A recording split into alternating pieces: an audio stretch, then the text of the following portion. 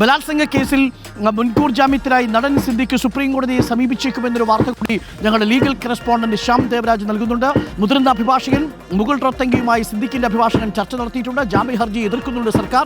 അതിജീവിതയും തടസ്സ ഹർജി നൽകുകയും ചെയ്യും. തങ്ങളുടെ ഭാഗം കേൾക്കാതെ തീരുമാനമെടുക്കരുത് എന്നാണ് സർക്കാരിന്റെയും തടസ്സ ഹർജി നൽകുന്ന നടിയുടെയും ആവശ്യം. നമുക്കൊപ്പം ശ്യാം ദേവരാജ് ലീഗൽ കറസ്പോണ്ടന്റ് ചേരുന്നു ഡെസ്കിൽ നിന്നും. ശ്യാം ദേവരാജ്, നമ്മൾ നേരത്തെ തന്നെ കരുതിയിരുന്നതാണ് മുകുൾ റോത്തങ്കിയെ പോലെ വളരെ പ്രധാനപ്പെട്ട ഒരു അഭിഭാഷകനെയായിരിക്കും സുപ്രീം കോടതിയിൽ ഇറക്കുക. നടിയെ ആക്രമിച്ച കേസിൽ പ്രതിക്ക് വേണ്ടി വന്നതും മുകുൾ റോത്തങ്കിയാണ് എന്നതും വളരെ പ്രധാനപ്പെട്ട കാര്യമാണ്. എന്താണ് കൂടുതൽ വിശദാംശങ്ങൾ? എപ്പോഴായിരിക്കും സുപ്രീം കോടതിയിൽ ജാമ്യ ഹർജി അപ്പീൽ പോവുക? എപ്പോൾ സർക്കാർ തയ്യാറാണോ തടസ്സ ഹർജി നൽകാൻ? അതിജീവിതയുടെ അഭിഭാഷകനും സുപ്രീം കോടതിയിൽ തടസ്സ ഹർജി ഇന്നു തന്നെ നൽകുമോ? ഡോക്ടർ അരുൺ, ഇതിൽ ഏറ്റവും പ്രധാനം അതിജീവിതയുടെ അഭിഭാഷകൻ തടസ്സ ഹർജി നൽകി എന്നതാണ്. സുപ്രീം കോടതിയെ സമീപിച്ചു. ഇനി ഈ തടസ്സ ഹർജി നൽകാനുള്ളത് സംസ്ഥാന സർക്കാരാണ്.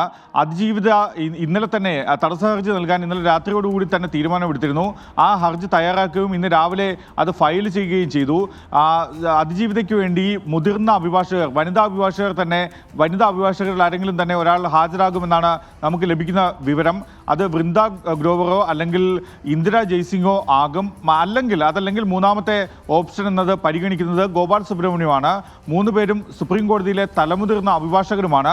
അതുകൊണ്ട് തന്നെ വാദങ്ങൾ ഏറ്റവും ശക്തമായ രീതിയിൽ അവതരിപ്പിക്കും എന്ന് തന്നെയാണ് കരുതുന്നത്.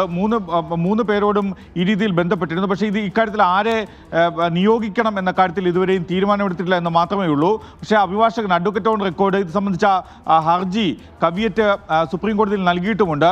സംസ്ഥാന സർക്കാർ ഇന്നലെ രാത്രി തന്നെ ഇക്കാര്യത്തിൽ ഈ കവിയറ്റ് നൽകുന്ന കാര്യത്തിൽ, തടസ്സ ഹർജി നൽകുന്ന കാര്യത്തിൽ ആലോചനയുണ്ടായിരുന്നു. ഇന്ന് രാവിലെയോടുകൂടി അക്കാര്യം തടസ്സ ഹർജി നൽകാൻ തീരുമാനമെടുത്തു. പക്ഷേ ആരെ നിയോഗിക്കണം, സുപ്രീം കോടതിയിലെ മുതിർന്ന അഭിഭാഷകനെ തന്നെ നിയോഗിക്കുമെന്നാണ് നമ്മൾ മനസ്സിലാക്കുന്നത്. പക്ഷേ ആരെ നിയോഗിക്കണം എന്ന കാര്യത്തിൽ ഈ നിമിഷം വരെയും തീരുമാനമെടുത്തിട്ടുമില്ല. അല്പസമയത്തിനുള്ളിൽ അക്കാര്യത്തിലുള്ളൊരു തീരുമാനം സംസ്ഥാന സർക്കാർ എടുത്തു കഴിഞ്ഞാൽ ഉടൻ എടുക്കുന്നതിന് മുൻപ് തന്നെ ഈ കവിയറ്റ് ഹർജി നൽകുകയും ചെയ്യും, തടസ്സ ഹർജി നൽകുകയും ചെയ്യും. ഈ ഹർജിയുടെ പ്രത്യേകത എന്നത് ഇനി സിദ്ദീഖ് സുപ്രീം കോടതിയിൽ മുൻകൂർ ജാമ്യാപേക്ഷയുമായി വന്നാൽ അത് ഏകപക്ഷീയമായ രീതിയിൽ, അതായത് സർക്കാരിൻ്റെയോ അല്ലെങ്കിൽ അതിജീവിതയുടെയോ ഭാഗം കേൾക്കുന്നതിന് മുമ്പ് ഒരു തീരുമാനം സുപ്രീം കോടതി എടുക്കാതിരിക്കാൻ വേണ്ടി ഒരു മുൻകരുതൽ എന്ന നിലയിലാണ് ഇവർ ഈ കവിയറ്റ് ഹർജി, അതായത് ഈ തടസ്സ ഹർജി എന്ന് നമ്മൾ വ്യാഖ്യാനിക്കുന്ന ഹർജി നൽകുന്നത്.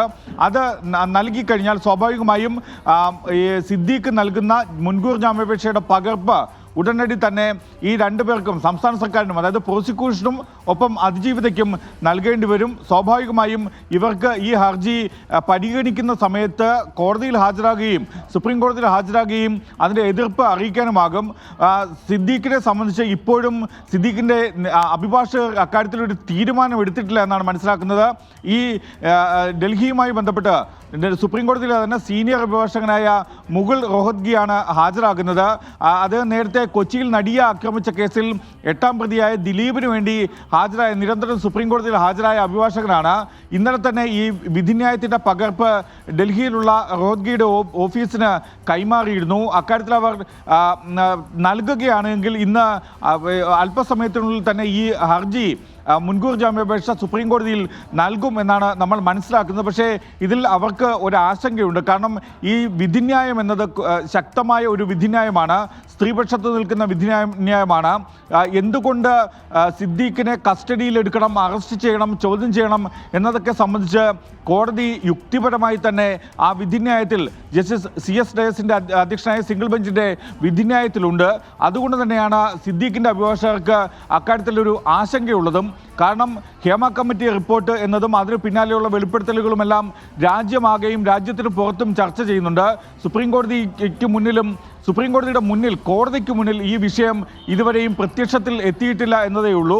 പക്ഷേ അത്തരമൊരു ഗൗരവതരമായ വെളിപ്പെടുത്തലുകൾ ഉണ്ടാകുമ്പോൾ ഒരു സംസ്ഥാനത്തെ സ്ത്രീ സമൂഹത്തെ തന്നെ ചൂഷണം ചെയ്തതിൻ്റെ കഥകൾ ഓരോന്നായി പുറത്തു വരുമ്പോൾ സുപ്രീം കോടതി ഇതിൽ എന്ത് നിലപാട് സ്വീകരിക്കുമെന്നതാണ് ഏറ്റവും പ്രധാനം. ആ നിലപാട് തന്നെയാണ് സിദ്ദീഖിൻ്റെ അഭിഭാഷകരെ സംബന്ധിച്ച് ആശങ്കയുണ്ടാക്കുന്നതും. അതുകൊണ്ട് തന്നെ അതെ, അതൊരു പ്രധാനപ്പെട്ട കാര്യമാണ്. അതുകൊണ്ട് തന്നെയാണ് സുപ്രീം കോടതിയെ സമീപിക്കുന്ന കാര്യത്തിൽ ഇതുവരെയും ഒരു കൃത്യമായ തീരുമാനം. ശ്യാം ദേവരാജ്, ശ്യാം ഇപ്പോൾ പറഞ്ഞതിൽ നിന്ന് മനസ്സിലാവുന്നത് പഴുതടച്ച വിധിന്യായമാണ് ഹൈക്കോടതിയുടേത്. അത്ര എളുപ്പമല്ല ആ വിധിന്യായം പൊളിച്ച് ജാമ്യം തേടാൻ സുപ്രീം കോടതിയിലാണെങ്കിലും എന്നാണ് നമ്മൾ മനസ്സിലാക്കുന്നത്. നമുക്ക് കാത്തിരിക്കാം. വളരെ പ്രധാനപ്പെട്ട ഒരു വിവരം കൂടി വരുന്നുണ്ട്. സിദ്ദിഖിന്റെ മൊബൈൽ ഫോൺ സ്വിച്ച് ഓൺ ആയിരിക്കുന്നു. നമ്മൾ PCR-ൽ നിന്ന് നിരന്തരം ശ്രമിക്കുക. നമുക്ക് സിദ്ദിഖിന് ഒരു പ്രതികരണം ഈ ഘട്ടത്തിൽ വേണം. സിദ്ദിഖ് എവിടെയാണ് എന്ന് നമുക്കറിയില്ല. സിദ്ദിഖിന്റെ മൊബൈൽ ഫോൺ സ്വിച്ച് ഓൺ ആയിരിക്കുന്നു എന്ന വളരെ പ്രധാനപ്പെട്ട ഒരു വാർത്ത കൂടി ഇപ്പോൾ എത്തുന്നു. തീർച്ചയായിട്ടും അദ്ദേഹത്തിന്റെ ഫോൺ ടവർ ലൊക്കേഷൻ ഐഡന്റിഫൈ ചെയ്യും എന്ന കാര്യത്തിൽ സംശയമില്ല. പക്ഷേ അത് സിദ്ദിഖാണോ തന്റെ മൊബൈൽ ഫോൺ ഓണാക്കിയിരിക്കുന്നത് എന്ന് നമുക്ക് നിശ്ചയവുമില്ല. എന്തെങ്കിലും സിദ്ദിഖ് പ്രതികരിക്കുന്നുണ്ടെങ്കിൽ തീർച്ചയായും സിദ്ദിഖിന്റെ പ്രതികരണം കൂടി നമുക്ക് പ്രേക്ഷകർക്ക് നൽകാവുന്നതാണ്. ഈ ഘട്ടത്തിൽ സിദ്ദിഖിന് വേണ്ടിയുള്ള അപ്പീൽ അല്പസമയത്തിനുള്ളിൽ മുകുൾ റോത്തങ്കി സുപ്രീം കോടതിയിൽ എത്തിക്കും. തടസ്സ ഹർജിയുമായി സംസ്ഥാന സർക്കാരും ഒപ്പം അതിജീവിതയും എത്തുകയും ചെയ്യും. ശ്യാം ദേവരാജ് ഞങ്ങളുടെ ലീഗൽ കറസ്പോണ്ടന്റാണ് ഇപ്പോൾ വിവരങ്ങൾ നൽകിയത്. വിവരങ്ങൾ കിട്ടുന്ന മുറയ്ക്ക് നമ്മൾ തത്സമയം പ്രേക്ഷകരെ അപ്ഡേറ്റ് ചെയ്തുകൊണ്ടിരിക്കാം.